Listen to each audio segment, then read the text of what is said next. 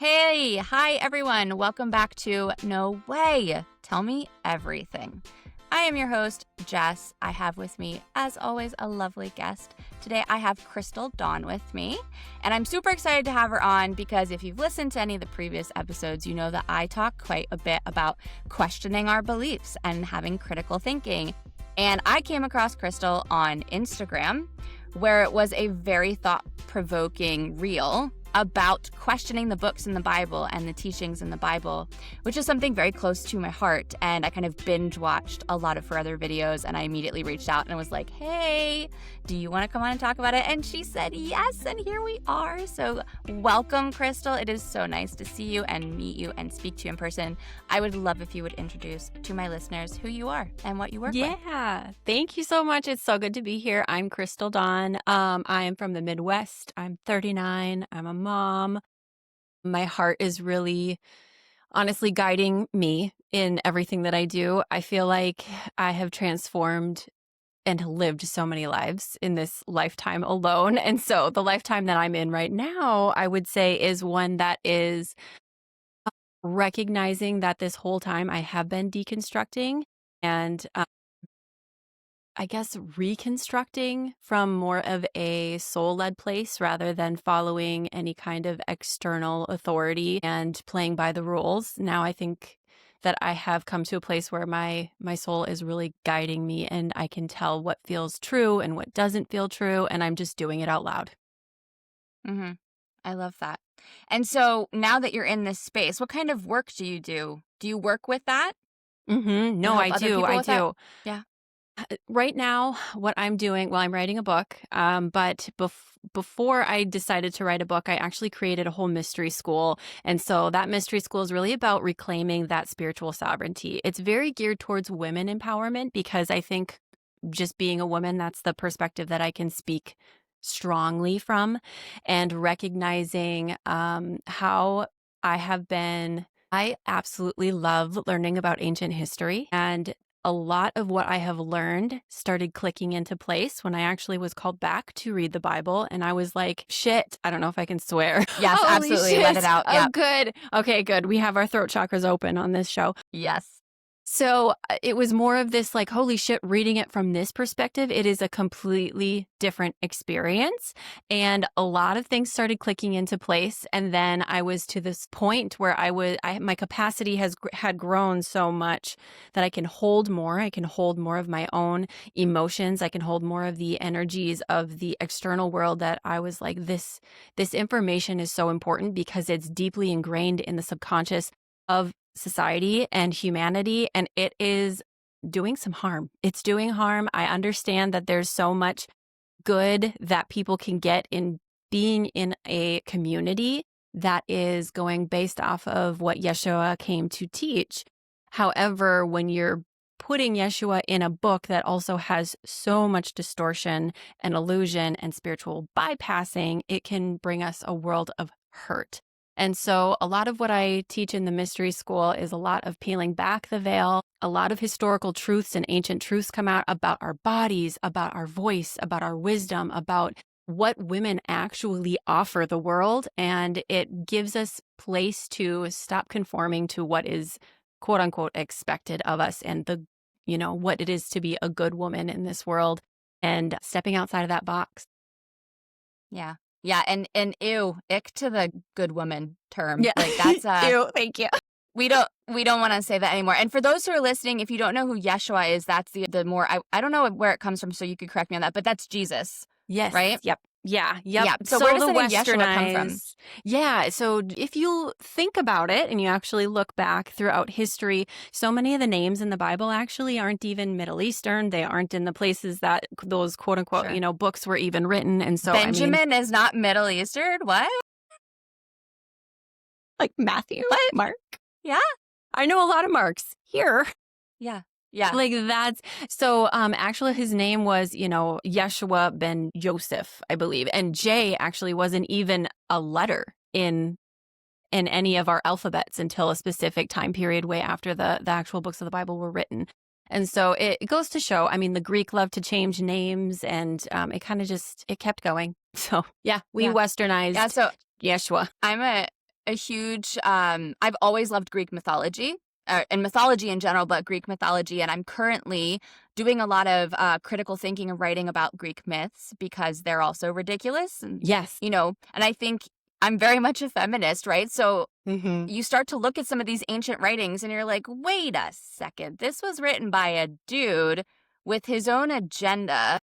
Literally. And there's a lot of things that aren't really clicking. And I think that was where I grew up Christian for about the age of 8. And it was very interesting to me looking back at, we had Bible study every Sunday, we had youth group every Sunday, but they would pick like 2 lines of the Bible, and that was what you studied. You didn't study the full Bible. So as a Christian, I had never read the full Bible. So when people who were critical of Christianity would bring up a passage that I could objectively be like, ugh, yeah, that's Mm-hmm. not great, I didn't even know that was in there. And it started to kind of happen like that, where I would start to see these things where I was like, wait a second, that doesn't vibe with who I think God is or who Jesus is. That's not making sense to me.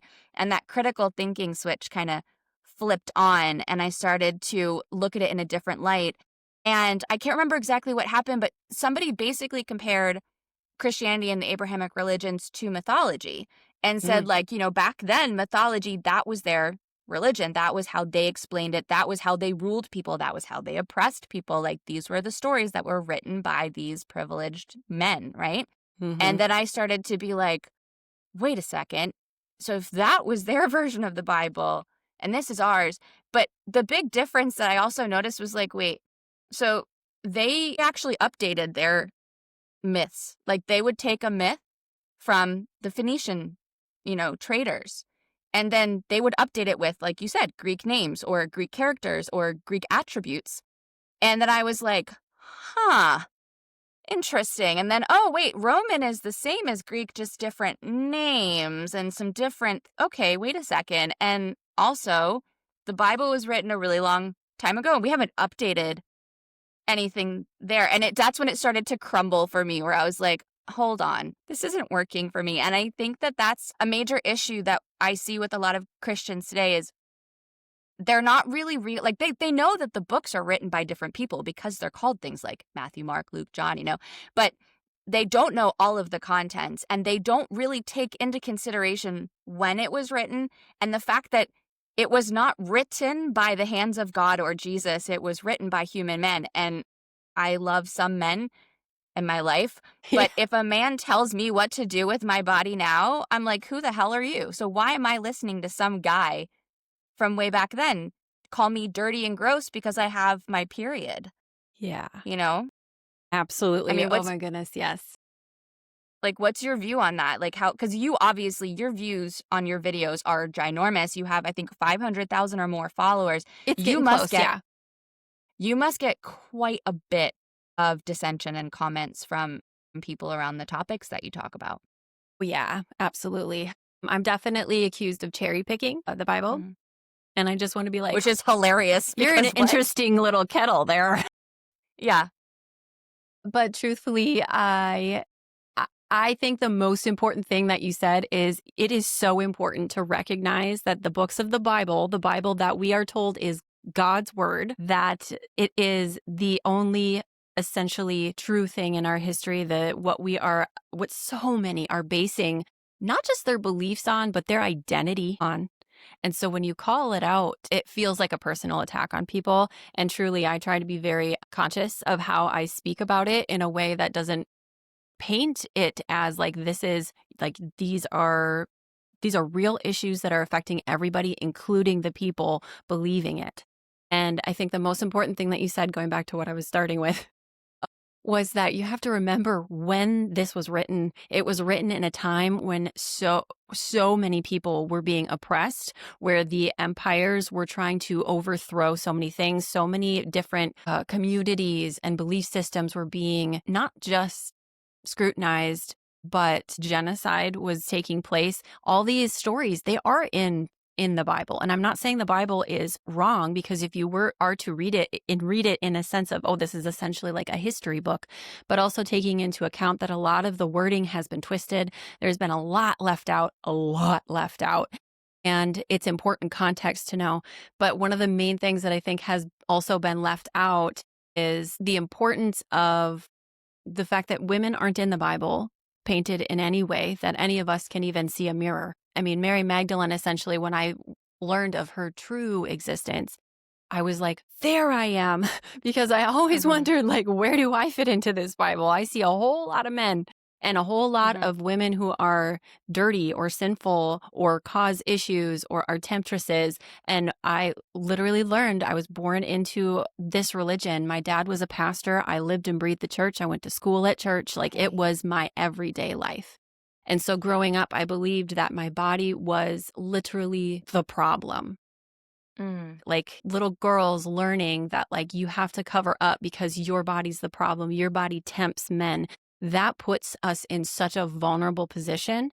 And not only that, we are taught, it's almost like this subconscious programming that happens in the teachings that even are still happening in church today. You are unworthy. You are not a good person. You are a sinner. You must repent. You must do all these things. And there's even in the songs, people just wailing and crying, singing these worship songs. I am unworthy of your love. And I'm going, whoa.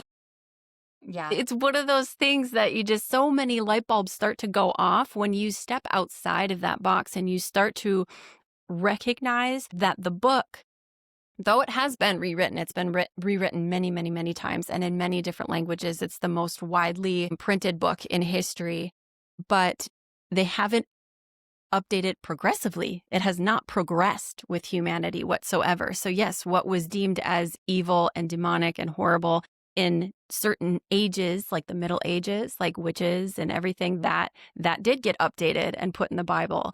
And there were things that have been mistranslated throughout the years, but never in a positive way. No. But I mean, look at who's updating it.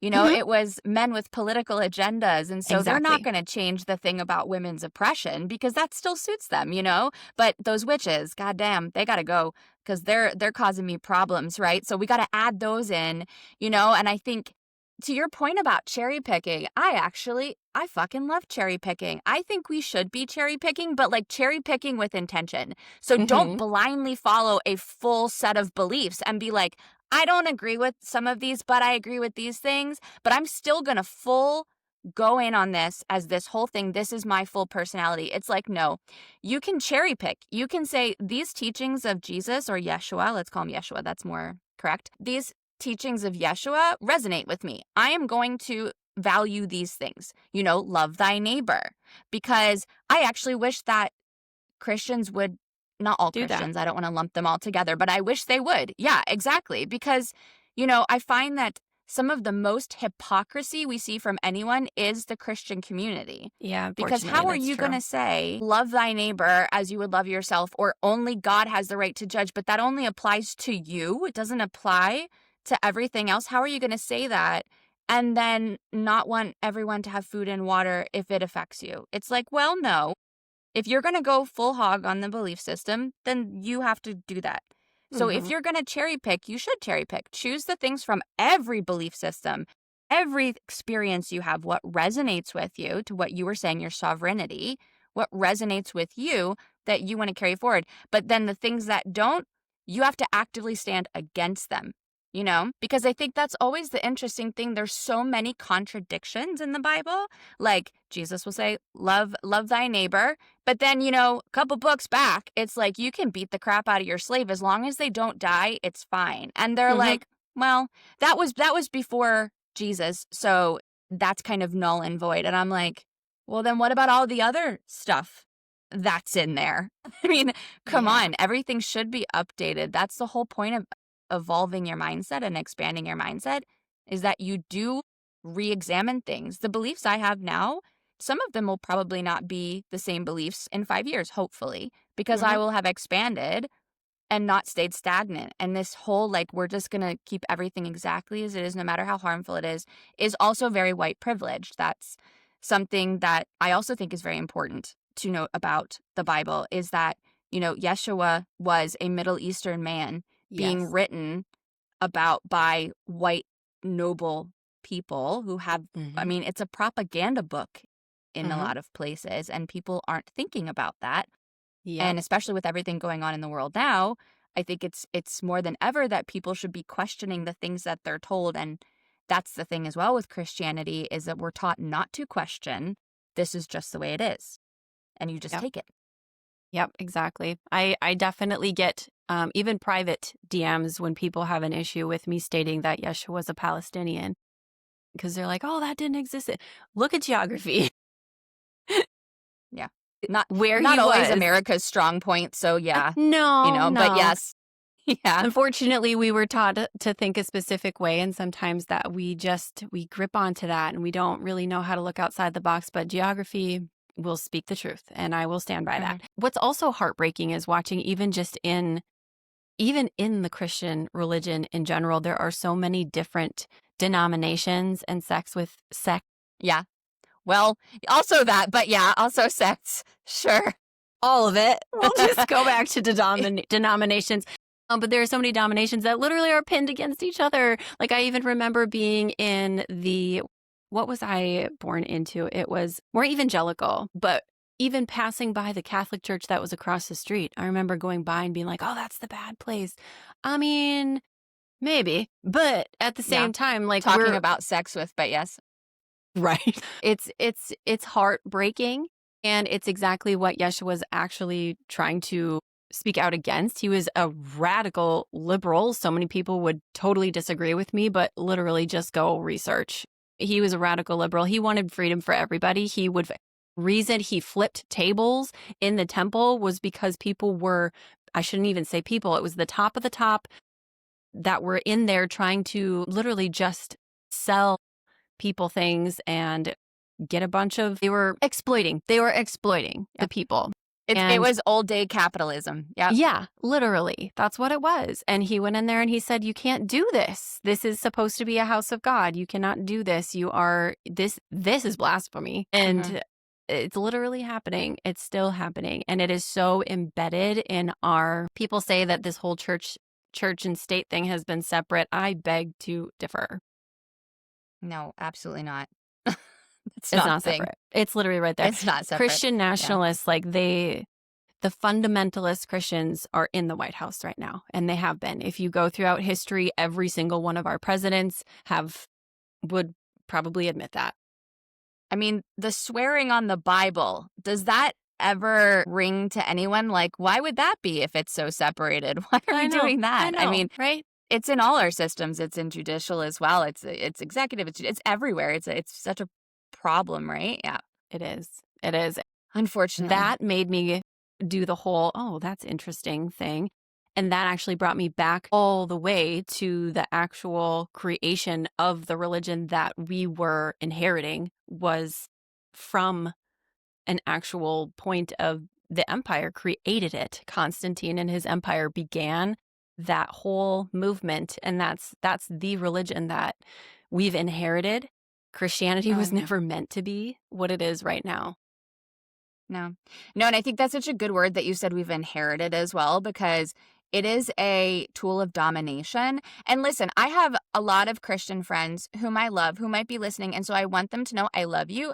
I am not calling you a bad person or anything like that. But I just think everyone needs to have an understanding of what it is that they're going along with and what they're accepting. And so I'm always coming from a place of love, but I'm not going to baby and coddle people and try to make them, feel comfortable, because you have to feel uncomfortable. You should feel uncomfortable. There is horrific things being done in the name of Christianity and written in the Bible.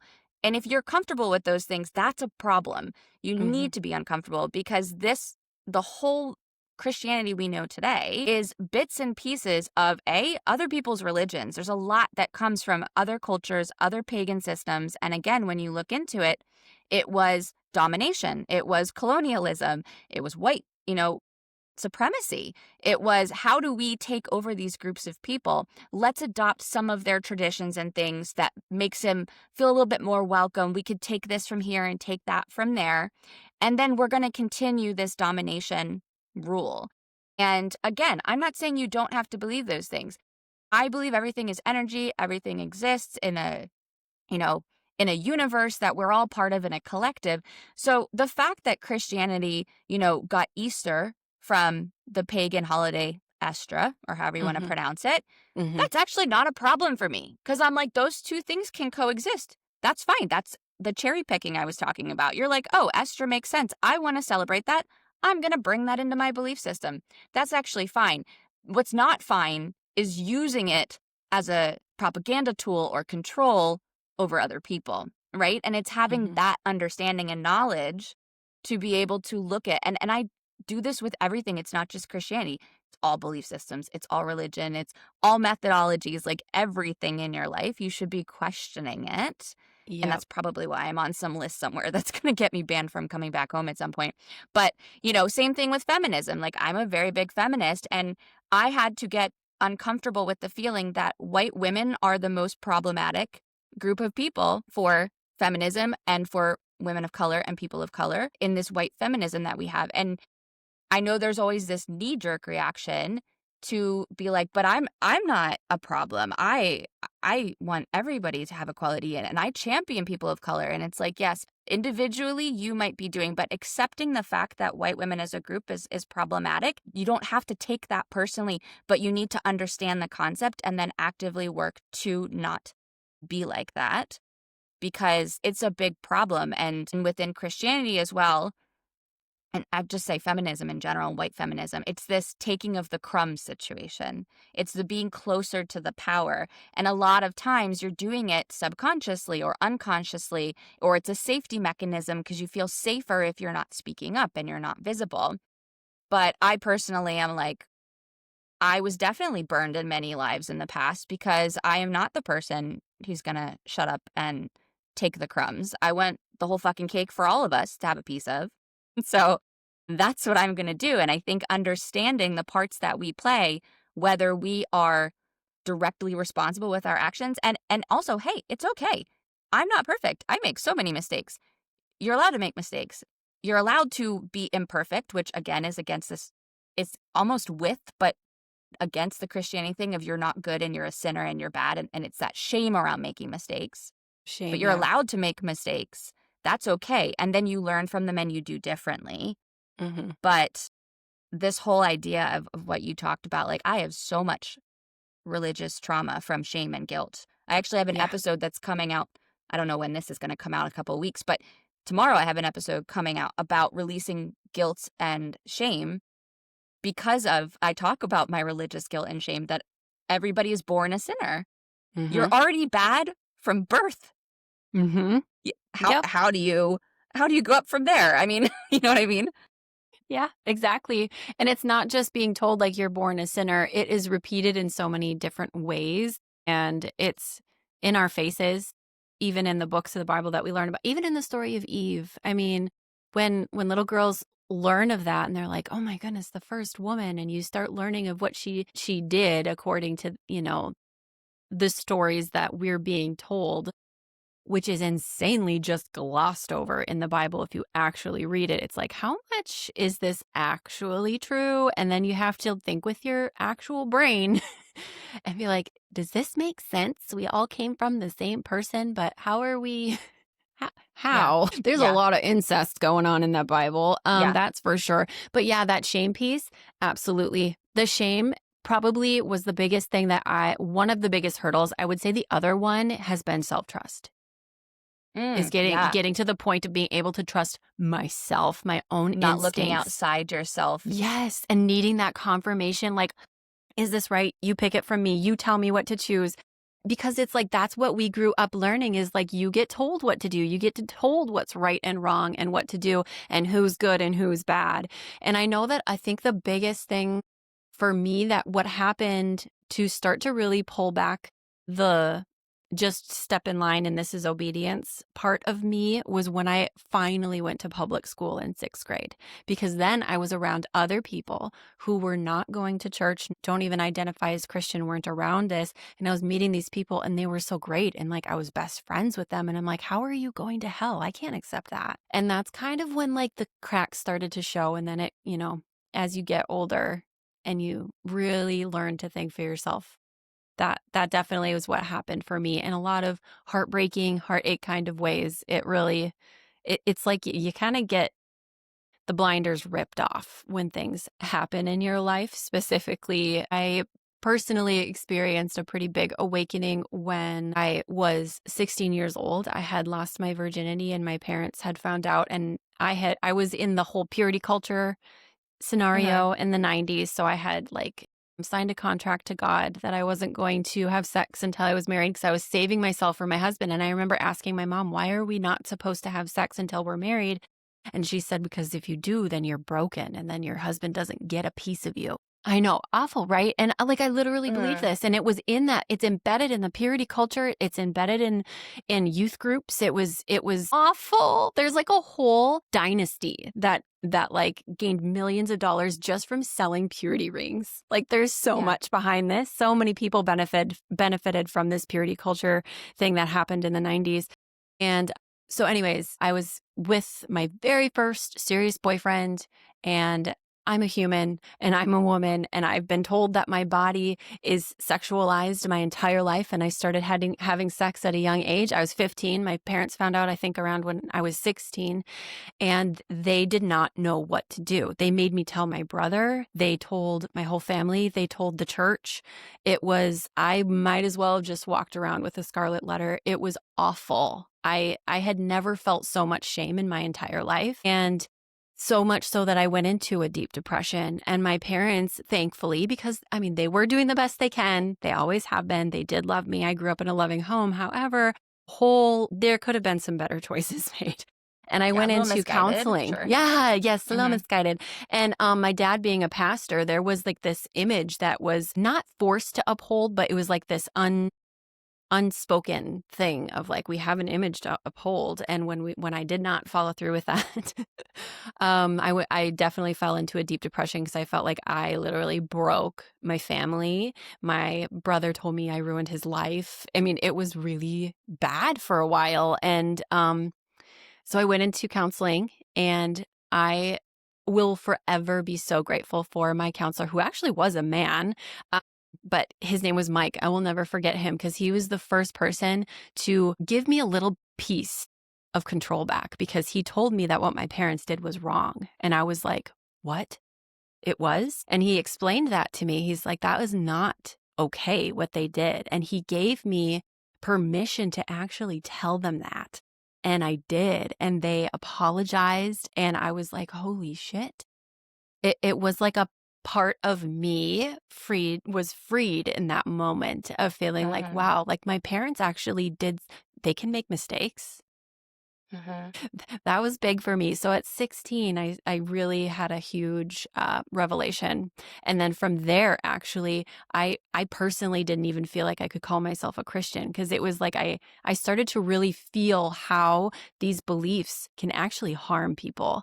And even though I didn't have the words to describe it, I just didn't feel like a Christian anymore because of what I was seeing as a Christian. I didn't feel like I fit into those, I guess, beliefs.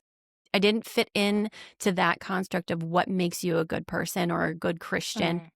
I was like, I just can't do it anymore. It doesn't feel right. Oh my gosh, when you were talking, like the shame center in my body was just going off, because I feel like whether you're Christian or not, we have a society that still feeds us based Hmm. probably off of, I mean, in America, the Christian values, but you're told, that you're easy, or, that then nobody wants you. And you have these guys who are like, oh, what do they call it? Like, I don't want to be second, or like, oh, she's leftovers. Like, they have all these really Yep. gross ways of talking about So women, nasty. like you're ruined, you're used goods, Hmm. stuff like that. And when you were talking, it was just, I could feel it. I had that memory come up of once I lost my virginity, I was also 16.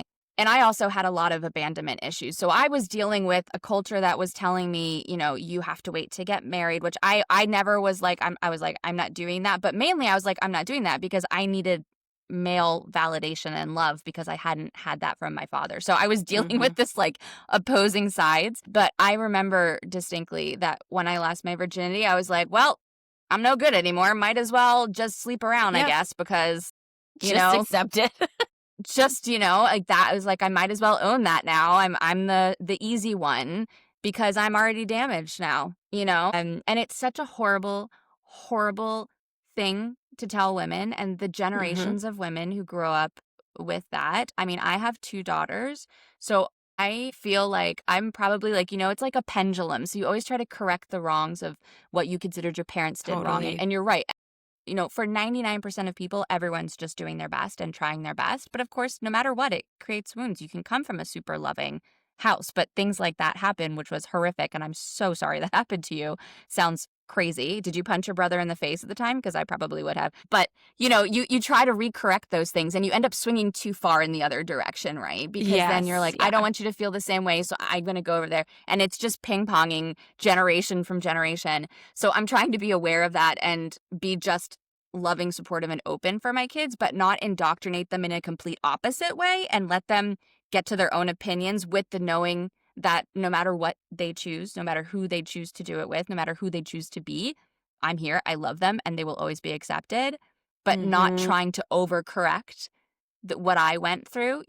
Like, I could just imagine unhealed Jess would have been like, you know what? You sleep with as many people as you want. You're still great. You're amazing. And then they're like, okay, my mom wants me to just not care about my body at all and just give it away. When what I mean is you do with your body what feels good to you because it's your body and it means nothing about you as a person. You know what I mean? Yes, I totally love Yeah. that. And to be fair, I would have loved it if my mom had reacted in that way and just said go. Doesn't mean I would have, but like still just to feel like that information that they now knew like was okay. Oh my gosh, that would have changed so much. But also, I know that I've grown so much from it. And I don't know if I would be in the place that I am now if I hadn't walked through that. Because I, I guess I definitely have noticed that I learn the most when I have to experience something from such a different angle than what I was told was the right way to be. And so if I can't help the way that I was created. I don't know if you're into astrology, but essentially like So much, yes. I chose my blueprint and no matter how hard I try, I cannot not be myself. And so I No, have 100%. definitely rebelled a whole lot of my life because it's like, I can't help it. That's just who I am. And now I know I'm in this era of my life of where my rebellion comes through in my voice. My voice has been now my activism. And speaking truth is something that I don't think I was able or even capable of doing until just this year. I mean, yes, I have been speaking my truth for a long time, but it was just this year that I feel like I went through a real initiation that woke up this almost Lilith energy inside of me where I cannot stay silent anymore. I can't. And if that means I get exiled, then so be it. I'm exiled while not abandoning myself. Yeah, totally. I mean, it's interesting you spoke of Lilith because, so Mm, people who don't know Lilith, she is in the Jewish faith primarily, although she's now more of a mainstream character. Some people consider yes. her a goddess, other people consider her a demon. But the Hmm. story behind Lilith is she was the original first woman that was created for Adam, but refused to be Hmm. his subservient wife, to bow to him, to do any of that. And so she was kicked out of the Garden of Eden before She Eve came. chose to She leave chose to is leave. what Okay, great. Love that. yes, it was Yes. more like Yeah, if the more you, empowering. yeah, it's this fine if this is the only way that you will be, because in my research is what I have found, and I know that we are talking about a mythological and archetype, right? Yes. Is it you can see it both ways. You can see it as she was kicked out and she went, fine, I'm gone. Or you can see it Uh-huh. as like, if this is the only thing that I can be, if I stay, then I'm gone. And either way, we can definitely identify with that kind of scenario, and that archetype within ourselves is if I have to abandon myself, if I have to submit to you in order to be here, I do not comply. Peace. Yeah. Yeah, peace Yeah. out. No, I love that. I'm literally, because that's one of my passions that I've talked about that I want to do, is I want to write mythology for the female gaze, which is a Mm. feminist retelling of the myths, where I do exactly that, where all the things where it's like, oh, she got kicked out, I change that to exactly that. Nope, I'm fucking leaving. Screw you. I'm going to be who I am. If you can't, be that. And the thing with Lilith is, so I'm a psychic as well, and I work with energies and things, and I have felt Lilith's energy. And there's so many Hmm. different, again, I love hearing all the different theories about Did Lilith actually exist? Is Lilith a goddess? Is she a demon? Is she a collective energy that was created from the anger and wrath of women? Like, I don't know, but I love talking about it. But when I felt Lilith's energy, like, holy fuck, that was actually a little bit scary. My friend and I were talking about it because she's so incredibly powerful. Yeah. And she just wants to also give like the middle finger to men. Yeah. But in a she way, does. like, and I'm like, yes, girl, let's do it. Burn the patriarchy.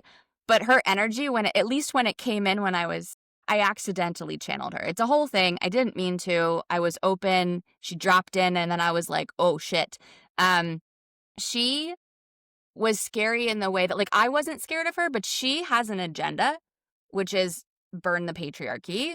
Mm-hmm. You know, back power to women. But she doesn't so much care how it's done. She's just kind of like, I don't really care if this is gonna maybe ruin your family, but if it fits the agenda, that's fine. So I was like, okay, thank you, but no thank you. I love the cause. I'm gonna work towards the cause, but I think I'm gonna do it the way that feels right for me. So don't get me wrong, I freaking love Lilith. I love her story. I love her strength, and I definitely call on her strength at times. But if you're gonna channel her, it's an interesting experience. And I'm also, when I had been working with her, it was for exactly that. I wanted to be able to stand in my power without being scared of repercussions from men. And I'm still working through that because I believe that I've lived many lives where I was persecuted for doing exactly what I'm trying to do now. So I'm dealing with these kind of energetic, reverberations of that I'm working through. And I still have it, even I think I've been working on this for like 6 months or something. It's definitely getting better. I'm getting more confident. But, I had a creative idea for a video that I wanted. I love to do creative stuff. So I'm like, I'm just going to do this video. And it's really lovely. I love the creative project, but it's using quotes from men throughout history and the Bible and Donald Trump to show the way that women have just continuously been treated, and that we have to wake up. And it is specifically targeted at my fellow white women because I love you, but we have left too much of the fighting on the women of color while we just benefit from the fact that it doesn't affect us yet. Mm-hmm. But so I'm specifically trying to talk to these women, but I had a moment today where I was with a friend and I showed her and she was like, wow, that's really cool. And I was like, hey, do you think that I'll get put on like a immigration list if I keep the Donald Trump quote in there? Because I'm like slightly worried that like I'll get stopped at immigration. And we were talking about it because we're like, yeah, I mean, that's how fascism and control over women works is they scare you into not saying what you want to say. And because I was like, from a legal standpoint, he said it. So it's not like it's libel or slander or anything. But also, I don't really want to go to a detention center for, so it's this, what do you do, right? You have to find that voice and that strength to just go, you know what? YOLO. Like, you know what I mean? Maybe this is one of those things where women of color have been punished and oppressed because of the things they say. And if I'm going to stand behind my word and say we have to do it, I got to just be okay with the fact that I might get extra question. I mean, again, I'm a white American woman, so the chances of me getting questioned at immigration, privilege, probably smaller. But I feel like that this is a new age I'm feeling within other women around me. It feels very collective in the most beautiful way, that more of us are finally really going, no, I don't want to do this anymore. I don't want anyone to have to put up with this anymore. I don't want anyone, whether it's people of color, transgendered women, disabled women, we all deserve equal treatment and equal rights. And the way that y'all are acting is freaking insane, and we're not going back to the dark ages. And it feels like there is an awakening happening within the female energy, at least. Do you feel that? I do. I feel like energetically, I felt it first really coming through just connection with Earth. I feel like when you connect to her and that energy, she's like, wake up, because there's only so much I can do here. I can cause destruction. I do what I can do from here, but guess what? You're the mouthpiece. You need to speak up. And in order for us to speak up, we have to become aware of it and stop just turning a blind eye to what's actually happening in the world right now. It's been happening over and over. This isn't new. This is just happening in our backyard right now. And we're getting to the place where I don't know what they're going to take away from us now. They are blatantly doing things so messy that like doing things and saying, well, who's going to stop me? Because of who's in bed with them is the issue too. So it's scary, but also what we need to remember is like millions to one, we have the numbers, we have the people, we have the connection, the voice. More of us need to wake up. And when we do that, when we speak our truth and people resonate with what we're saying and they say, oh, you put words to something that I've been feeling, then that part of them activates and then they go through their own awakening and then they find their voice and then that's the ripple effect. So it is happening. I have hope. But that fear of being silenced is so real. It's so real in all of us. It's in our subconscious. It's in our blood. It's happened to us over and over and over again in lifetimes for thousands and thousands of years. So it's very valid for us to feel the fear, but who benefits if we don't? Yeah. That's what we have to remind ourselves. Oh, it's so true. I mean, that's the thing is you're right. Like, I think I always kind of had this idea, like, even from the first presidency, that this was all a joke that went really bad. Because, I mean, when he first ran the first time, it was so ludicrous that you were like, this is obviously a joke. Yeah, and then clown show. I remember that they showed his picture when they announced that he had won, and everyone was like, yeah. And he was like deer in the headlights. And I saw that picture and I don't know if it's true and I don't know if it was a psychic thing, but I was like, oh shit, he didn't think he was going to win this. But then I think he was like, well, what can I do while I'm here? And then the second presidency feels very much like he's basically going exactly as you said. I can do anything I want. I can say anything I want. And no one's stopping me. I mean, you see these pictures of him at state dinners or, these trips with foreign nationals and different governments, and everyone's smiling and laughing and joking. And I'm like, gross. This is gross because it is. And the problem is so many of us don't see the collective power that we have, as you said. And we're fighting amongst ourselves about the stupidest fucking shit. Yeah. So, you know what I mean? We're like the whole immigration, ridiculous, deportations and all these things. Like, I have these discussions with my mother. God bless her. I love her. We have very different political opinions, but she's blaming Puerto Ricans for things where I'm like, okay, You're falling in line, Mom. I would love if you could look at the people who actually control all of the money, all this money that you're talking about that's being taken away from you, all this housing that you can't afford. Do you think it's the other poor people who are taking that from you? It's not. It's the elite. It's the global elite. It's the capitalism. It's the men controlling the money. Yes. And no one is looking there. And that's exactly what they're trying to do, is to get everyone fighting amongst themselves about all the stupid shit and not realizing all the commonalities. Like, there's so many different ways to go about solving a problem. When you listen with an open mind to how to solve it, you'll realize you have the same problem. You just have different ways of solving it. But that means you have a commonality that you need to focus on. There's this common sense critical thinking thing where I'm like, take a step back, stop buying into the propaganda that you're being fed. And it, again, ties into the Bible because they use the Bible a lot for making laws about people's bodies. It's a playbook. Yeah, exactly. It's like this was used to control people back when it was updated and when it was written, and it's still being used to control people. At what point do you go, I don't want to be controlled anymore? Yeah. Like, if you are a true Christian, and I know, like I said, a lot of them are lovely, lovely people, and they do have wonderful values. And it's like, if you believe that everyone has the right to food, water, housing, safety, I agree with you. So we have a commonality on those things. The difference, I think, is that you're turning a blind eye, which again is a term from the Bible, to the genocide happening, to, the wars happening.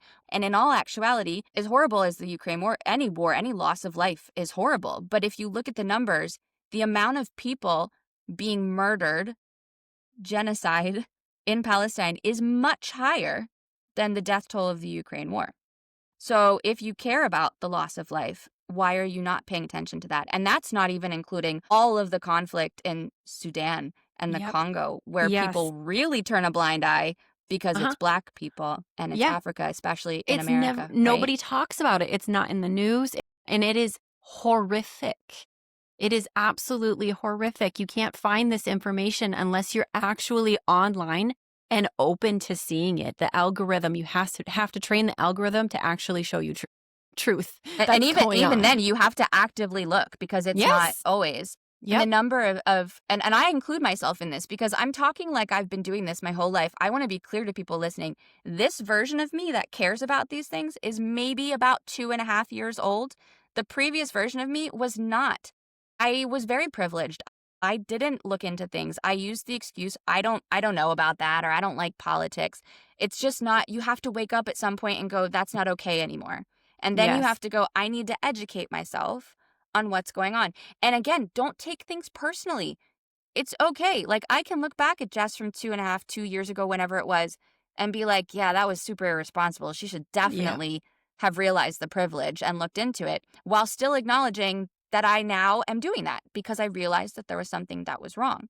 You know, if Mm-hmm. someone tells you that you're exhibiting or centering white feminism, don't take it critically. Don't take it as an attack on yourself. Use it as a point to look and introspect with yourself of, what does that mean? And am I doing that? And does that sit well with me or not? And don't just go on the attack, because I feel like that's another thing that people do whenever you bring up critical thinking or questioning of beliefs. It's not a, let's have a discussion about it. It's no.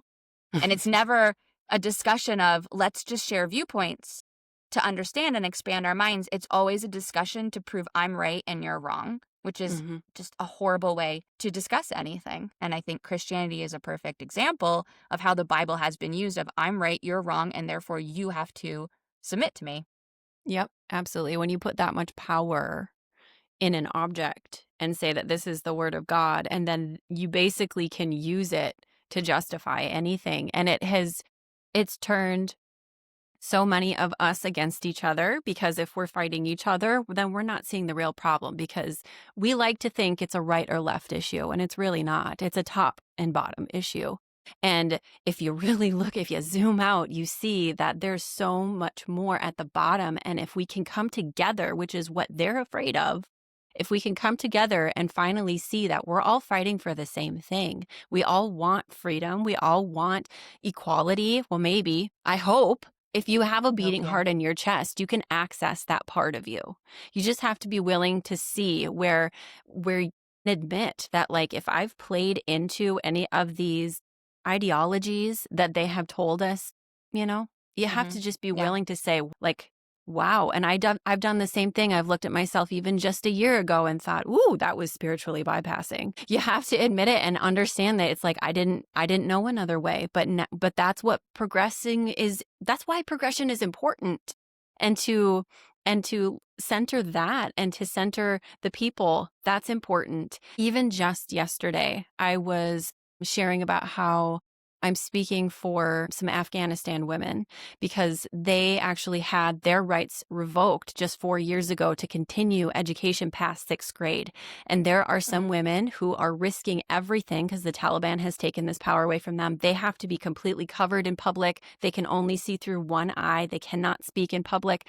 This is just 4 years ago. This is just 4 years ago. And I was supposed to speak for them. But now I just got word that they have now cut off all internet connection. They have no way of communicating outside.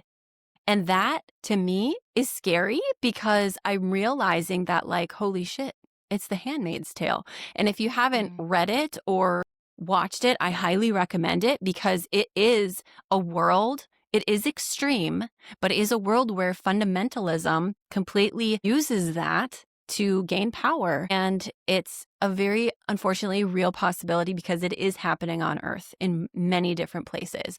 It is a playbook being used in many different locations, and we are not privileged enough to be free of that, because as long as, if anybody on Earth is not free, I think this is why that term, like, as long as Palestine isn't free, nobody's free. It's so true, because as long as there is still power in the hands of those who are extorting and exploiting people, as long as those people have power, we are vulnerable.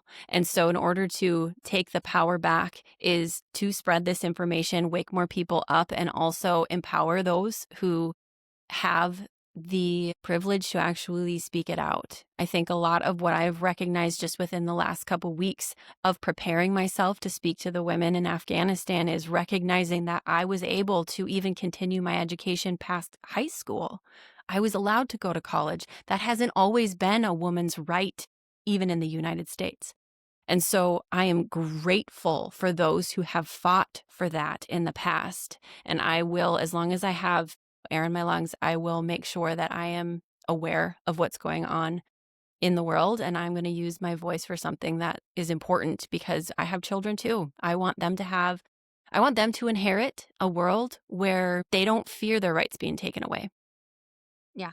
No, I 100% agree. And that's where I am as well, is like the point of acknowledging your privilege is not to make you feel shame about having it. Mm-hmm. It's to wake you up to the fact that you need to use it.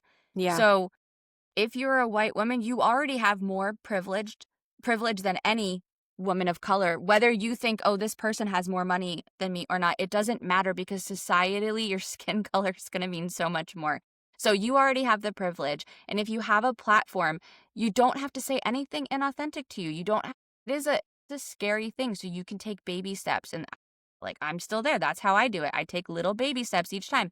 And every time I just expand what my nervous system can hold a little bit by doing it a little bit more and a little bit more. So you feel safer, because it comes from that feeling that, you're unsafe. So you take a baby step and then nothing happens, or something does happen, but you realize, okay, nothing actually bad happened. It just was uncomfortable. And I would say a lot of the time is that we don't want to feel uncomfortable, because we're basically told that you shouldn't feel uncomfortable. Think how uncomfortable everyone else who doesn't have food, safety, water, white skin feels every day. They feel uncomfortable every single day. And I talked with an activist about this who was on a few weeks ago by the time this comes out. But she was saying, that white women have historically given up very easily because we're not used to fighting for things. But women of color have had to fight for everything all the time. And I feel like we need to stop just assuming that they will continue to do that, and it's that they have to do that. It's now our turn to carry some of that burden. And in all reality, if we want to make any effort, we just have to band together in general, because we have so much power. I mean, I can't remember where it was, but there was a country, I think it might have been, was it Iceland? I can't remember. There was a country where all of the women went on strike, all of the women, and the whole country basically shut down, because they might devalue women's work, this invisible labor that we talk a lot about in feminism. They might devalue all of that stuff. But the reality is we need both men and women in equality.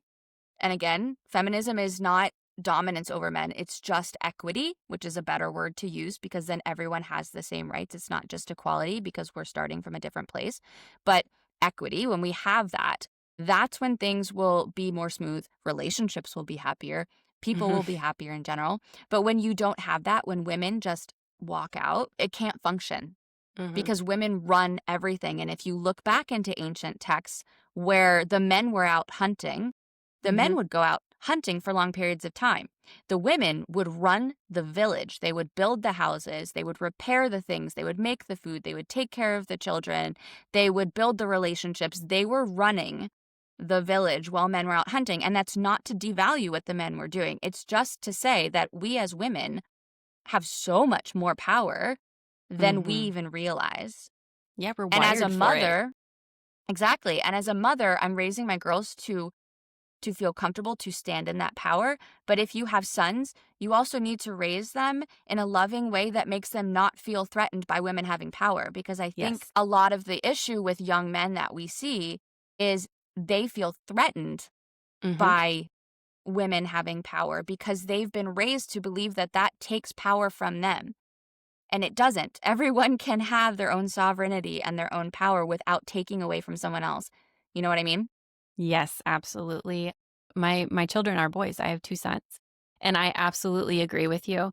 I think that one of the hardest things that I don't even know how to respond to this when this happens, but when I'm speaking to women in any of my posts, even on social media, this is so silly to bring up, but like I will have men in the comments saying, men too.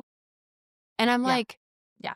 the moment you're not in the center like, you have to make sure that you remind me that? Like, the ego, my God, Yeah. the ego. Yeah. We are so, let me just make this very clear to all men. We are so done tiptoeing around your ego because that Mhm. has not helped anything. Nothing's going to change if we continue to do that. No, nor does it help men. Like No. I left a company where it was run by completely ego-driven, emotionally immature boys. And the reality is that if they were to be more in touch with their feelings and heal the wounds Mm-hmm. that they have from their childhood so they could be more not ego-driven but soul-driven, Yes. then things would have been so much better for everyone, including themselves. Yes. But I think that's also why, so I actually talk a lot to men with the somatic work that I do because I work with a lot of women, but I feel like it is also important to work with men to help them to understand that this is great for you too. No one is thriving in this environment. No one is thriving. Women have no rights, but you're not happy either. Mm-hmm. No one's Exactly. doing good, you know? And I love working with women. That's my passion, but it starts to feel like I'm fixing all the things that men just keep continually breaking. And the goal is to fix the problems that are oppressing everyone at the bottom and then lifting up the people who have been oppressed.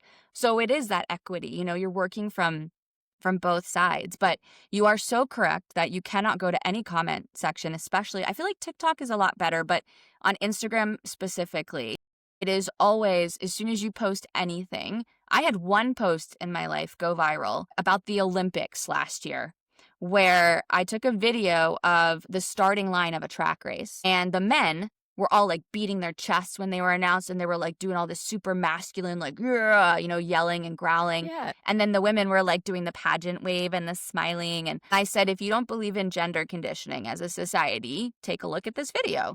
It was very clear. Literally, the men in the comments calling me a useless whore, a slut, an idiot who needs to go get her brain checked, and then went to my personal profile and started making comments about my children. No. So I took the video down. I went private. I was super freaked out by everything. But it's like, it's those moments where, you know, there are so many wonderful men in the world who know what needs to be done, who are working on it. So, you know, they act like we don't know that. Like, no, we know that. But you're the louder one. The ones that are the loudest are the ones who are the most threatened, who have the most problem. I mean, how unhappy must you be to Mm-hmm. leave comments like that on other people's posts? I know it. And you have to really be okay with and comfortable with not taking it personally, and also, you know, expanding that nervous system. And that's kind of where I've been working back from, because my nervous system like exploded, especially when they commented on my kids. Yeah. You know, the Yeah. reality is that nobody was actually in danger. It was just a bunch of ridiculous internet trolls, but it does feel really scary. So that's also why I'm Absolutely. saying, like, do baby steps until you feel comfortable, but don't let it silence you, because that's exactly what they want. And that's how we've stayed where we are for so long, is staying quiet. Don't stay quiet, you know? You can Mm-hmm. use your voice in different Absolutely. ways too. And I love that you're doing that for men too. Like, the mental health crisis in men in general is really bad. And I have seen it from a few different angles and in my personal life that it's overwhelming, the work that needs to be done. And I understand that it feels like the men in the world have a lot of work to do, right? Being separated from their emotions at such a young age is really the problem. It really starts there. And then you watch our government system defunding slowly our funds for mental health support for anybody and our access to it. And you just say, even that move alone, you're like, wow, I can really see that they don't care. They don't care about the people whatsoever. So we have to care about each other. And again, going back to the Bible and the even just talking about Christianity, the Christianity that we have inherited. The Christianity that we have inherited is written and pieced together by an empire that wanted to separate us from our source, from that soul within us. Because that soul within us, that God source, the divine, the creator, however, whatever name we have for it, life force energy, whatever name we have for it, the agenda was to separate us from it. And so doing that work on that level to connect just with what's inside of us, our hearts, our soul, that spark inside of us, is rebelling. It is rebelling against the patriarchy. It's rebelling against the empire, because the more of us that do that, we're the ones that are waking up, because that's that spark that's inside of us. It's waking us up to open our hearts, open our eyes, open our third eye, to be able to see what's really going on here, rather than just bypassing all of it and being stuck in survival mode. Yeah, absolutely. I mean, to go back to what you said about the mental health issues, right? Like I would argue that it's not that they don't care about your mental health. I mean, because they don't. Yeah, they don't care about your mental health. They don't. But the issue is they actually benefit from Yep. you not being mentally healthy. Because if you're well, if you're physically well, if you're mentally well, that's when you're able to actually think, hey, what's going on? And actually think about other things outside of survival. So they actually 100%. always want to keep you in survival mode. And that's another reason why you need to question the kind of things. And also to your point about they don't want you to connect to source, and they don't want you to question things, right? If you look at the Bible and the God that you're being told is the God doesn't feel right to you, question that. If you're looking at the scripture and you're saying, wait a second, the meek and the mild are rewarded, what are they called? I can't think of the word, but the ones who always do all the good things, who never do any bad things, Martyrs? they're rewarded. No, I can't remember the word. This is the problem of living too long over here. Not a problem. Love it. But my English has gone down the crapper. It's a great problem to have right now. Let's be very honest. I'm happy living over here. I love being Danish. But no, just like the people who do good all the time, like, they get rewarded and bad people get punished. And that's what we're told so often, that gives us that shame and guilt. I would question you to look at the people in government who are doing very bad things all the time and are very rich, are running the government, and ask yourself, does that feel like a punishment? Does that feel like something God would do? Because they're saying that they're doing in the name of God. They're also making their own versions of the Bible, which feels basically, if you know the Bible, feels very blasphemous. You're not supposed to worship other idols, but they're putting themselves up on a pedestal. And I've even seen some people comparing him to Yeshua, which I'm like, hold Vomit the phone, because I feel like there's another one I might compare him to. That's what I was referencing. But like, if we're gonna call him Yeshua, I actually think he's the anti-version that we talked about before. If we're gonna go on that road, I would not compare him to that one. But it's like, it's this delusional psychosis, I will call it, of really completely buying too much into this, where it's like, not only is this problematic in general, because you shouldn't be idolizing politicians. That's how we get into problems. They're meant to be public servants. They're not meant to be, people that we're idolizing and paying lots of money and worshiping. But also, if you are a Christian, does this not feel against your principles to be putting someone up on a pedestal like this when you're explicitly told in the Bible not to do that? It's again that critical thinking of like, the propaganda machine is well fed and very, very well backed by money, by very powerful people. Don't buy into it. Every time you see something, like, I'm trying to get my mom to stop watching the news. She sits there and watches those 24-hour news channels. And I'm like, don't do that. It's so bad for your mental health, but also like, it's just straight propaganda into your brain nonstop. Yep. It is. It's what they want you to believe, truly. And if you're watching it and playing into it, you're exactly where they want you to be. And truth be told, if anybody is listening that is a Christian and feels a little bit like we've just been pulling apart something that absolutely. I just have one question. What would Yeshua do? What would Yeshua do if you knew? If you actually go into the actual teachings of Jesus, what would Yeshua do? Like, maybe we need to bring those bracelets back, the WWJD, but just make them like WYD or something. So we know that we're actually talking about, the real Yeshua, not the one that we were, told about. But truly, he would flip the tables. He would flip the tables. He would feed the poor. He exalted women. He had a woman right next to him. Mary Magdalene was literally his side by side. They did this, and he was the one. He passed what he knew to her. She taught him what she knew. They were a team, and they went on such a beautiful rebellion together and spreading this information and spreading the word and opening people's eyes to the truth. It was a very different fight than what we were told. And it was very political. So essentially, what would WWYD? Yeah. Yeah. Yeah, because that's another thing. There's so many contradictions in the Bible, right? So you have Jesus who's exalting women and including women in his ministry and Mm-hmm. teaching her everything. But then you have a verse, and I don't remember what book it is. It might have been Timothy or something, but it's basically like women are not allowed to speak in church because their voices are not heard. They're not valued. If they want to learn anything, they must know it from their husband. Like, does Yeah. that jive with you? Because I mean, one of my good friends that I met in church, that I grew up with in church, she, I think she still identifies as a Christian, but she follows the teachings of Jesus and she doesn't identify with the church. And I think that's also a valid point because, again, I know if you're a Christian, you listen to this, you probably tuned out because you feel like we've bashed you for an hour. But if you're still around, again, it's with love. It's because I love you and I want you to not be controlled and Yeah. oppressed and a part of the machine that's meant to harm you and not be actually connected to source that does love you and thinks that you're worthy and thinks that you're an amazing person. But you can also identify with following the teachings of Yeshua or being a Christian without identifying with the church because the organized religion is extremely problematic in many ways.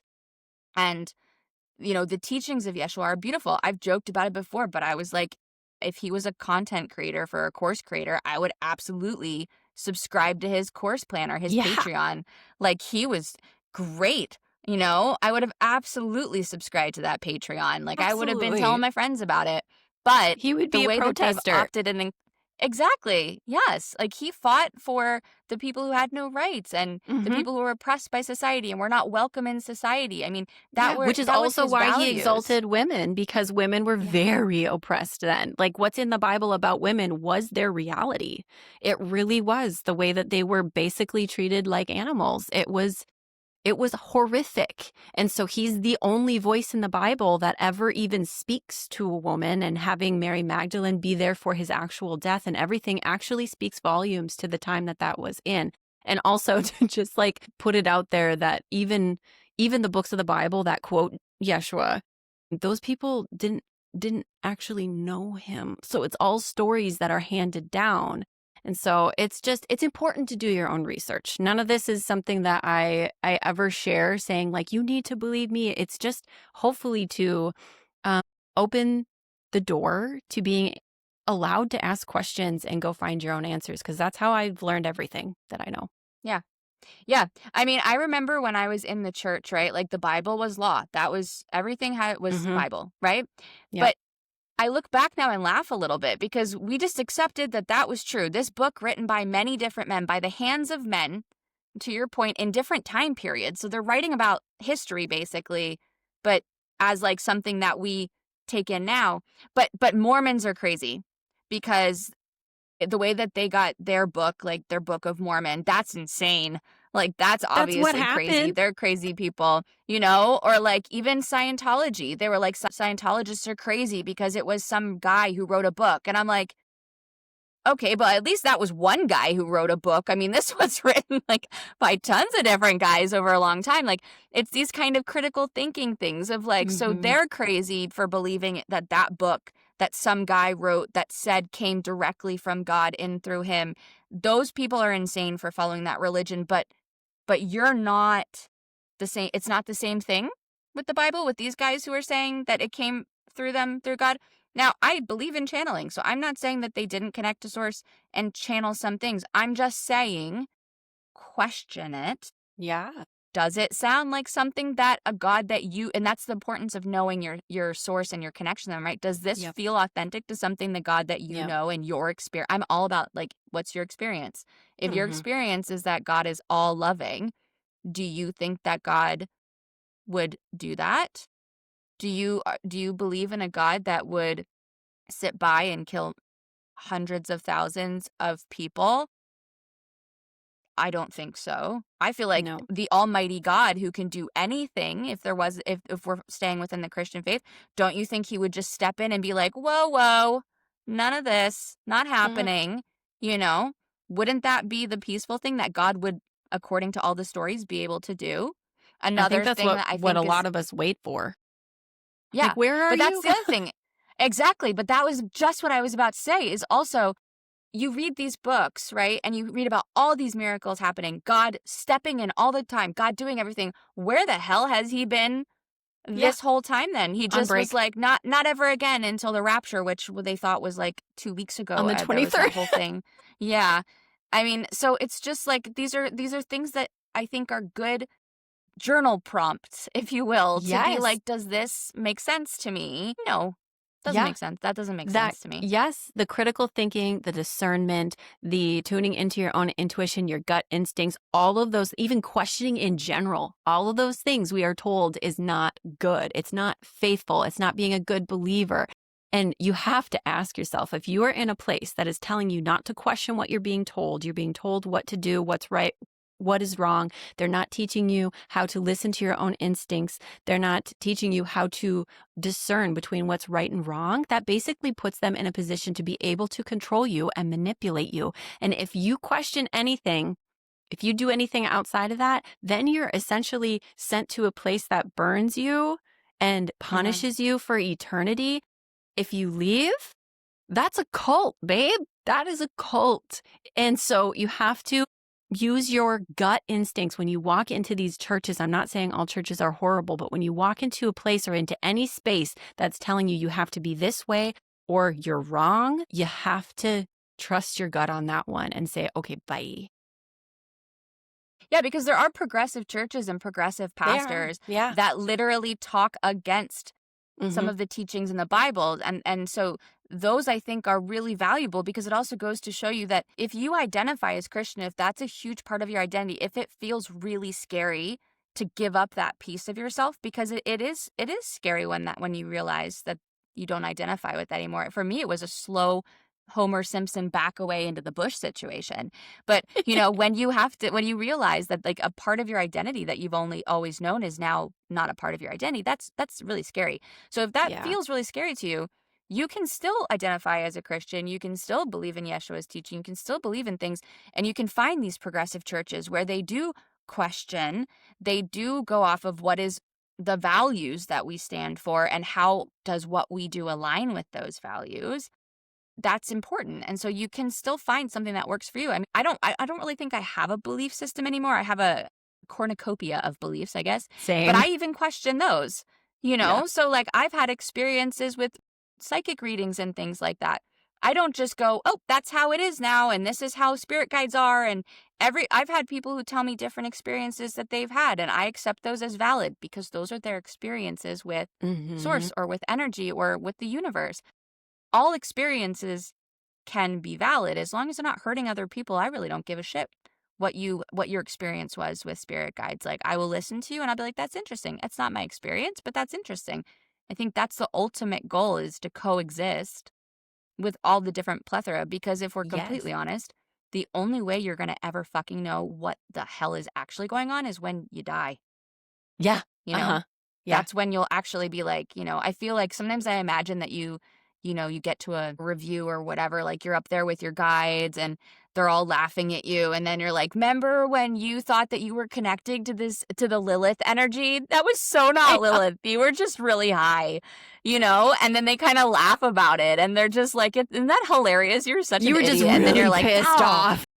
yeah. They're like, you were really angry at your boss that time. So you just got really angry and you know what I mean? Like, that's the thing is like, Very you have possible. to also, again, it's totally possible. And I mean, I'll be up there like, shit, I really thought I was right about that one. Oh, well, you know, like that's the truth of the matter is you're never going to actually know until later. So who the No. hell cares what the different ideas Yes. are? Just And if let you and run be, into somebody that claims that they know the ultimate truth, that should be a red flag right there. Yeah. That should be a red Yeah. flag. And anybody who Yeah. tells you that, like, this is right and anybody outside of that is wrong, that's also a sign. That's also a red flag. That's also a cult. I mean, seriously, they're trying to turn the United States into just a giant fucking cult.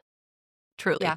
Yeah, but we also see that with like the spiritual space too, because I shy away from spiritual Mm-hmm. people who bypass, but then Mm-hmm. also when they go, this is how it is. This Yeah. is what this means. Or like I do somatic coaching, right? So if I see a somatic coach who's like, if you have this pain in your shoulder, this is what it means. And I'm like, you can't say that that's what that means. That could be so many different things. So I feel like maybe that's something that's a lesson that we who step outside of the Christian faith take with us, is we will never Yeah. again let someone tell us what is and isn't based off our experiences.